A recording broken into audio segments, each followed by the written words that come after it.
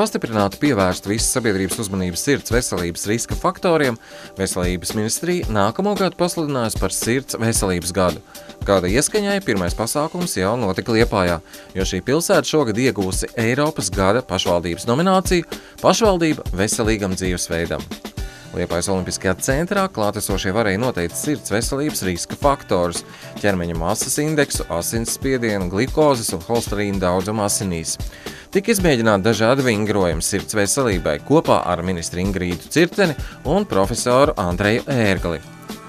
Varēja apskatīt arī jaunās neatliekamās medicīniskās palīdzības automašīnas un paralēli gūt kardioloģijas speciālistu konsultācijas. Netika aizmirsti arī labākie Liepājas kardiologi un kardioloģijas māsas. Viņi saņēma apbalvojumus. Tāpat pasākuma laikā priekšlasījumu Sirds veselības ABC, jeb kā labi dzīvot līdz 120 gadiem, veica profesors Andrejs Ērglis. Tas gads ir ļoti labs tāds veids, kādā veidā varbūt lietas vēl sakārtot, ielikt tādus pamatus, lai mēs turpmākos arī visus pārējos gadus, protams, arī domāt par šo sirds veselību un nedomājot, ka mēs tad vienkārši viņus pamestu un nebūtu tā nepārtrauktība, bet turpinātu mūsu iesākto programmu, tiešām, kas ir izveidot ļoti ambiciozu programmu, bet arī jau pietiekami detalizēti, kas varētu ievērojami uzlabot Latvijas iedzīvotāju sirds un asinsvadu veselību. Es domāju, ka ārstēšanas ziņā mēs esam vieni no labākajiem Eiropā, bet mums ir cita problēma, kad mums ir nepietiekams šis izskaidrošanas, informācijas un profilakses darbs. Un tādēļ mēs esam izstrādājuši programmu, kas ir vērsta uz sirds slimību profilaksi un, protams, arī ārstēšanas uzlabošanu, kas ietver gan izskaidrošanas darbu, gan riska faktoru noteikšanu, gan saulaicīgu šo slimību diagnosticēšanu un, protams, arī ārstēšanu. Tā ir vesela programma, pie kuras strādāja speciālistu ekspertu grupa.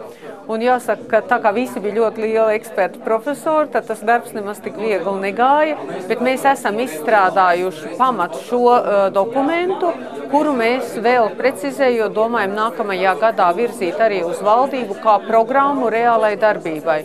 Un vēl, kas ir jāsaka, šī programma ir absolūtā sinerģijā vai kopā ar ģimenes ārstiem. Tas nav tā kā, ka mēs radītu kaut kādu kardiologu tādu kastu atsevišķi, kas vienkārši kas kaut kādā veidā jaukt sistēmu. Nē, gluži otrādi. Tā ir būtībā domāta tāda organizēta kardiologa, kas būtu visciešākā sadarbībā ar ģimenes ārstiem. Lūk, tas ir šīs programmas būtība, bet tas galamērķis būtu reāli uzlabot šo veselību. Sākot ar prevenciju, mēs atbīdam to laiku, kad vispār sāk slimot ar šīm slimībām un nodrošinam maksimāli labu ārstēšanu.